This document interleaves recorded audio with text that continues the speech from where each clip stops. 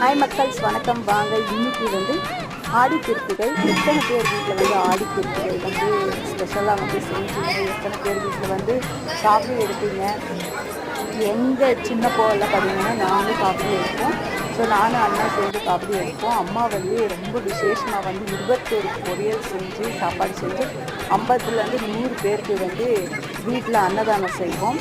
So அன்னதானம் எல்லாம் முடிச்சுட்டு கோயிலுக்கு போயிட்டு காஃபியெல்லாம் எடுத்துகிட்டு போயிட்டு ரவுண்ட் வச்சுட்டு ரொம்ப ரெஸ்ட்டாக இருக்கும்.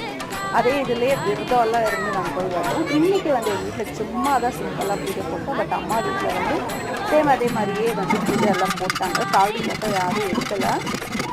ஸோ எல்லாத்தையும் முடிச்சுட்டு நானும் என் ஃப்ரெண்டு 2 பேருமே கோயில் கிளம்பிட்டோம். ஒசூரில் இருக்கிற பஜாருக்குள்ளே இருக்கிற உழவர் சந்தைக்கு இருக்கிற கோயிலுக்கு தான் நாங்கள் முருகர் கோயிலுக்கு வந்தோம். அதே மாதிரி ஹஸ்பண்டை கூப்பிட்டுன்னு குறிஞ்சி நகர்லையும் நம்மளுக்கு வந்து முருகர் கோயில் இருக்குது. எத்தனை பேர் கோயிலுக்கு போனீங்க?